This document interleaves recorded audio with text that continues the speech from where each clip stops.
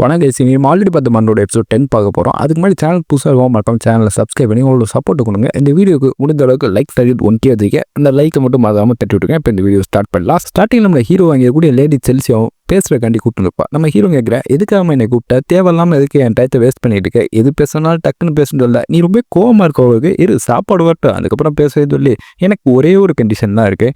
நீ ரெப்ரசன்டேட்டிவ் போஸ்ட்டில் இருந்து கீழே இறங்கணும். ஏன் உன் ஆள் தோற்று போயிடான்னு பயமாக இருக்கா? அவனை பெரிய ஆளுன்னு பில்டப் கொடுத்தா ஏன் இப்படி பயப்படுற, தோற்று போயிடான்னு பயமான்னு சொல்ல அதெல்லாம் எனக்கு இல்லை. அவன் கத்தி எடுத்தானா கண்டிப்பாக உன்னை போட்டு தெளிவா அந்த மாதிரி அசம்பாவிதமாக வேணாம் அப்படின்னு நினச்சி நானும் இந்த மாதிரி சொல்லிட்டு இருக்கேன். அது மட்டும் இல்லாமல் எனக்கு தேவையில்லாமல் பிரச்சனையை பெருசுபடுத்தணும் விருப்பம் இல்லை. அதனால தேவையில்லாமல் ரெப்ரசன்டேட்டிவ் பொசிஷனில் நீ இருக்காத, அதுலேருந்து ஸ்டெப் டவுன் பண்ணிடுன்னு சொல்லி எவ்வளோ கேட்டுருப்பா. நான் சொல்கிறேன் உனக்கு புரியுதான்னு கேட்கல. அப்படி பண்ணுறனால எனக்கு என்ன கிடைக்குன்னு சொல்லி நம்ம ஹீரோ கேட்கல. உனக்கு என்ன வேணாலும் நான் கொடுப்பேன், நீ ஒரு நோபல் தான், அதனால் கண்டிப்பாக எனக்கும் தெரியும் உனக்கு பேர் புகழ் அதிகாரம் இதுதானே வேணும், கண்டிப்பாக எல்லாத்தையும் நான் கொடுக்கன்னு சொல்ல நம்ம ஹீரோ கடுப்பாயிருந்தேன். அடுத்தவனுக்கு என்ன வேணும் என்ன நினைப்பேன்னு கூட தெரியாமல் உன் பாட்டுக்கு பேசிக்கன்னு சொல்லி நம்ம ஹீரோ மனசு நினைச்சுருப்பேன். இப்போ தான் அந்த பொண்ணு டைம் கிளாக் பக்கத்தில் வந்துட்டு உனக்கு நான் சொல்கிற புரியுதான்னு கேட்டிருப்பா. நம்ம ஹீரோ ஏன் இந்த விஷயத்த நான் உங்கள் அப்பாட்ட கேட்ட கூட அவரே எனக்கு என்ன வேணுமோ அதை கொடுக்க போகிறான்னு சொல்ல, எங்கள் அப்பாட்ட கேட்குற விட திராட்சியத்தை அடுத்து நான் தான் ஆள போகிறேன், அதனால என்னைய வச்சுக்காம ஏன்ட்ட நீ விசுவாசமாக இருந்தேன்னா உனக்கு வேணுங்கிற எல்லாத்தையும் நான் கொடுப்பேன். இப்போ நான் சொல்கிறத கேளு, ஒழுங்கு மரியாதை எங்கள் அப்பாட்ட போய் நான் ரெப்ரசன்டேட்டிவ் பொசிஷனில் இல்லை வேணாம் அப்படின்னு நீயே போய் சொல்லிடுவியா, என்ன போய் சொல்லுவியா அப்படின்னு கேட்கல. நம்ம ஹீரோ முடியாதுட்டு இருப்பேன். இவன் அங்கே ஒரு ஸ்பெல்ல போட்டுதுப்பா. நம்ம ஹீரோக்கு தெரிஞ்சுருக்கோம் இவனோட அத்தாரிட்டி இருக்குல்ல, அதுதான் எல்லாத்தையும் அப்சர்வ் பண்ணியிருக்கோம். நம்ம ஹீரோக்கு வரையில தெரிஞ்சிருக்கோம் ஒரு வாசம் வந்திருக்கும், அது சார்ம் ஃப்ராக்ரன்ஸ் தான். இது வந்து ஒரு டார்க் மேஜிக்கு. இதை யூஸ் பண்ணி எதிர்த்தாப்புல இருக்கவங்க சொல்கிற எல்லாத்தையும் அங்கே இருக்கவங்க அப்படியே மயங்கி போய் கேட்பாங்க. எதிர்த்தாப்புல இருக்கவங்க இவங்களுக்கு மனசுக்கு பிடிச்சவங்க மாதிரி அவங்க சொல்கிற எல்லாத்தையும் இங்கே இருக்கவங்க கேட்டுக்கிட்டு இருப்பாங்க. இப்படி ஒரு சார்ம் ஃப்ராக்ரன்ஸை போட்டு தான் இங்கே இருக்க ஹீரோவை இவ்வளோ கண்ட்ரோலுக்கு இருக்கலான்னு இருப்பா. நம்ம ஹீரோ உள்ளே என்றாலே இதெல்லாம் கண்டுபிடிச்சிருப்பேன். அவனோட அத்தாரிட்டி ஆஃப் கிரீட் அதுதான் எல்லாத்தையும் அப்சர்வ் பண்ணியிருக்கோம். அது மான பவர் எல்லாத்தையும் அப்சர்வ் பண்ணிடும். அதனால தான் நம்ம ஹீரோவும் தப்பிச்சு நிற்பேன். இது இப்படிலாம் நடக்கக்கூடாதுன்னு சொல்லி கடைசியில் ஒரு வார்த்தையை விட்டுருப்பா. என்னமோ கடைசியாக ஒரு வார்த்தையை விட்டா இப்படிலாம் நடக்கக்கூடாதுன்னு சொல்லி என்ன அதுன்னு தெரியல. இல்லை நீ ஆப்ஷனை ரிஜெக்ட் பண்ணல அதை பற்றி பேசிக்கிட்டேன்னு சொல்லி இவங்களும் சமாளிச்சுருப்பா. டார்க் மேஜிக் யூஸ் பண்ணது இருந்தால் பின்னாடி பெரிய பிரச்சனையாகும், சர்ச்சுக்காரியமாக வந்துடுவாங்க. இப்போ நம்ம ஹீரோ நான் நினைக்கிற எதையுமே உன்னால் கொடுக்க முடியாது இல்லை, என்னடா உனக்கு வேணும், என்ன வேணாலும் நான் தரேன் இல்லை. அப்படியா, என் ஃபேமிலிக்கு ஹாப்பினஸ் அதுதான் எனக்கு ரொம்பவே முக்கியம், அதுதான் எனக்கு வேணும்னு சொல்ல.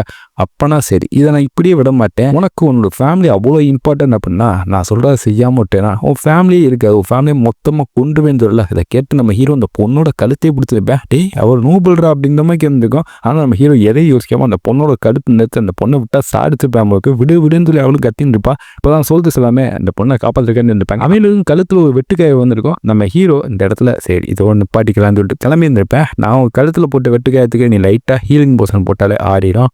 நான் இடத்துல தான் அவங்களை இங்கேயே கொண்டு வந்துருப்பேன். உன்னை இப்போ கொண்டுனா அது நான் உனக்கு கொடுக்குற ரிவார்டு மாய்க்க வழியே இல்லாமல் டக்குன்னு சாகக்கூடாது. உன்னை வச்சு செய்கிறதுக்கு பின்னாடி ஒரு மிகப்பெரிய பிளானே போட்டிருக்கேன்.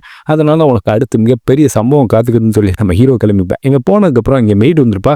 நீங்கள் நல்லா இருக்கீங்கன்னு சொல்லி இங்கே லேடி தெல்சியாக கேட்டினா அங்கே கூட லேடி தெல்சியா செம்மையாக கடுப்பாயிருப்பா. அவன் என்னை அசிங்கப்படுத்தினேன், எங்கடா போனேன் அப்படின்னு சொல்லி கத்தியல. இப்போ தான் அந்த இடத்துல முஸ்டாங் ஃபியூரின்னு சொல்லி ஒருத்தர் வந்துருப்பேன். இவனும் ஒரு டார்க் மேஜ் தான் இருப்பேன். இவன் ரெடி பண்ணி கொடுத்தா அந்த சாப் ஃப்ராக்ரன்ஸ் அது ஒர்க்கே ஆளுன்னு சொல்லி இந்த பொண்ணு கத்திருப்பா. 100ல் ஒரு ஆளுக்கு அது ஒர்க்காக போகும். அது அவன் தான் சொல்ல போடா முட்டா பேல சொல்லி இவன் அடிச்சுருப்பா. இவன் தான் அது எல்லாத்துக்கும் காரணம் போல இருக்கு. சரி நாளைக்கு நடக்கிற மேட்ச்சில் நான் கொண்டாந்து ஆள் ஜெயிப்பாடா மாட்டான்னு சொல்ல, அதை கண்டிப்பாக ஜெயிப்பேன். அது ரொம்ப பவர்ஃபுல்லு. அவனுக்கு நான் கொடுத்த பவர் அப்படி அவனும் டார்க் பேஜ் மூலமாக தான் நல்லா ஸ்ட்ராங்காக எடுத்தான் போல இருக்கு. அப்படியா அந்த பையன் எங்கேயும் கேட்கல, அதை சரக்கடி கேட்கான்னு போயிருப்பேன். ஏன்டா இப்படி இத்து போன வச்சு நாளைக்கு அப்புறம் அவனை ஜெயிக்கிறேன்னு சொல்ல, அதெல்லாம் கவலைப்படுறாங்க. அவன் ஒன்று அந்த யூலன் ப்ராடக்ட்டு அதெல்லாம் கண்டிப்பாக ஜெயிச்சான்னு சொல்லி இவங்கன்னா யூலன் ஆர்கனைசேஷன் சேர்ந்தாங்களா இருப்பாங்க. இந்த மேஜ் இருக்கேன்ல அந்த யூலன் ஆர்கனைசேஷனு, அதனால தான் இந்த மாதிரி எக்ஸ்பீரியன்ஸ்லாம் பண்ணிக்கிட்டு இருந்திருப்பேன். நாளைக்கு மட்டும் ஜெயிக்காமல் இருக்கட்டும், அப்புறம் நீ தானே முதல் சாவேன்னு சொல்லி இங்கே கூட செல்சியாக மறந்துருப்பா. அதே சமயம் நம்ம ஹீரோ நடக்கிற எல்லாத்தையும் கேட்டுக்கிட்டு இருந்திருப்பேன். நம்ம ஹீரோ நைட் நேரம் அந்த யூனிஃபைட் ட்ரிங்க் ஸ்டீலாலாம் செய்யப்பட்ட ஸ்வாட் இருக்குல்ல அதெல்லாம் வச்சு பார்த்துக்கிட்டு இருந்திருப்பேன்.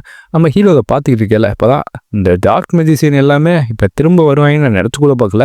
ஒரு வாட்டி அந்த யூனியன் கொண்டா திரும்ப இவங்க நம்ம சந்திக்க வேண்டியதாக இருக்கேன். இந்த பொண்ணு வேறு டார்க் மெஜிஷியன் பவர்லாம் யூஸ் பண்ண மாதிரி தான் கண்டிப்பாக அதுக்கு முன்னாடி யாரும் பெரிய ஆட்கள்லாம் இருக்காங்க. இதை தேவையில்லாமல் போய் டியூக்டே எக்ஸ்பிளைன் பண்ணி நம்மளோட டயத்தை வேஸ்ட் பண்ணுற விட நம்ம நாளைக்கு சம்பவத்தை நேராக காட்டிடலாம் லைவ்ல அப்படின்னு சொல்லி நம்ம ஹீரோ நாளைக்கு நடக்க போகிற சம்பவத்தை வெயிட்டிங்க. இந்த பிளாக் வீக்கின்றவனும் வந்துருப்பேன். அவனும் ரொம்ப ஸ்ட்ராங்கான மாதிரி பில்டப் பண்ணிக்கிட்டே வந்திருப்பேன். என்னடா நினைக்கிறேன் இன்னைக்கு இவன் ஜெயிச்சிருவானு சொல்லி கேட்கல. இப்போதான் இங்கே கூட பேபலம் எனக்கு இவனோட ரெப்யூட்டேஷன் எல்லாத்தையும் பக்கத்தில் இவன் தான் ஜெயிச்சிடான்னு தோணுது. ஆனால் என்ன ஒன்று நம்ம இவ்வளோ நாள் ஹீரோட்ட அடிவானது அதை போட்டு கொடூரமாக எடுத்தது எல்லாத்தையும் பார்க்கல.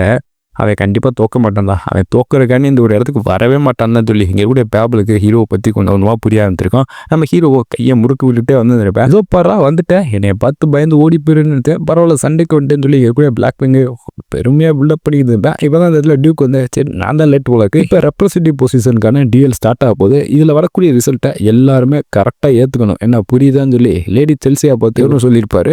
அதே சமயம் இங்கே மேட்சை ஸ்டார்ட் பண்ணியிருப்பாங்க. நம்ம ஹீரோ ஒரே அட்டாக்ல முடிக்கிறக்காண்டி அவனும் அவனோட ஆக்ஸ் கூட எடுத்து நம்ம ஹீரோ அட்டாக் பண்ணிருக்கான்னு வைப்பேன். டார்க் மேஜ் பவர் யூஸ் பண்ணி தான் அவனை அட்டாக் பண்ண வந்துருப்பேன். நம்ம ஹீரோனா அவனோட ஸ்வாட வச்சு அதை டிஃபென்ஸ் பண்ணியிருப்பேன். அவன் எங்கேயோ போய் எகிரிட்டு வந்துருப்பேன். அவனோட கையில் வேற அட்டாக் ஏற்பட்டுக்கும். இதை பார்த்து அங்கே கூட செல்சியா வந்துப்பா அங்கே கூட டூக் ரொம்ப சந்தோஷப்பட்டுப்பாரு. இப்போதான் நம்ம ஹீரோ திரும்ப ஒரு அட்டாக் பண்ணியிருப்பேன். அதில் அவனோட கையில் காயம் ஏற்பட்டிருக்கும்.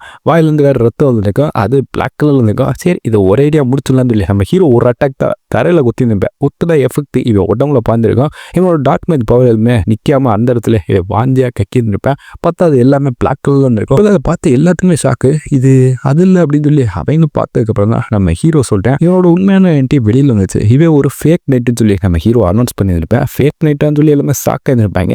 இவன் ஆக்சுவலாக fake knight dark magic power use பண்ணியிருக்கான்னு சொல்ல டார்க் மேஜிக்கான்னு சொல்லி அரசல் புதுசுலாம் இங்கே இருக்கக்கூடிய க்ரௌட்லாம் பேச ஆரம்பிச்சாங்க. இது மட்டும் சர்ச்சுக்கு தெரிஞ்சுன்னா அவதான் மொத்த பேரோட சோழியும் முடிஞ்சிடும்.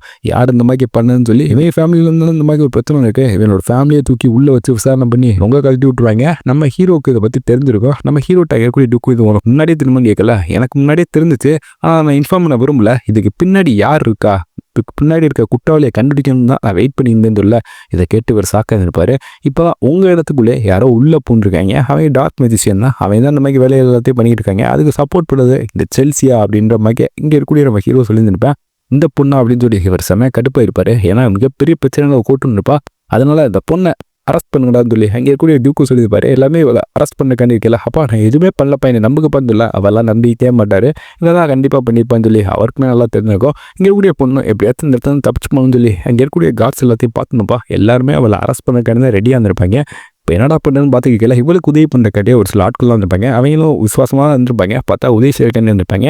இப்போ தான் இங்கே இருக்கக்கூடிய டூக்கும் அவரோட பெருசை டேய் இது எல்லாத்தையும் நீயே பார்த்துக்க, அது மட்டும் இல்லாமல் அந்த பொண்ணை பிடிச்சோன்னு சொல்லலை, இவரும் உங்களோட கமெண்ட் படியாக ஆகட்டும் சொல்லி அந்த இடத்துல இறங்கியிருப்பாரு. இவர் களத்தில் அடுத்த சைக்கிள் அதுக்கெல்லாம் பீதி கிளம்ப ஆரம்பிச்சிருக்கோம். ஏன்னா அவங்க எதிர்பார்த்துக்கவே மாட்டாங்க. இப்போ தான் நாங்கள் கொஞ்ச நேரம் டயத்தை எடுத்துக்கிறோம், நீங்கள் அதுக்காட்டி தப்பிச்சு போவான்னு சொல்லலை. அவர் கத்தியை தூக்குனதுக்கே அவங்களோட கழுத்தில் வெட்டு விழுந்து அவங்க அந்த இடத்துல தலை துண்டிச்சு செத்து நிற்பாங்க. இதை பார்த்து எங்க கூட செல்சியா நிறந்து வைப்பா, பயத்தில் உறந்து போயிருப்பா, என் பக்கத்தில் வராதிங்கன்னு சொல்லலை.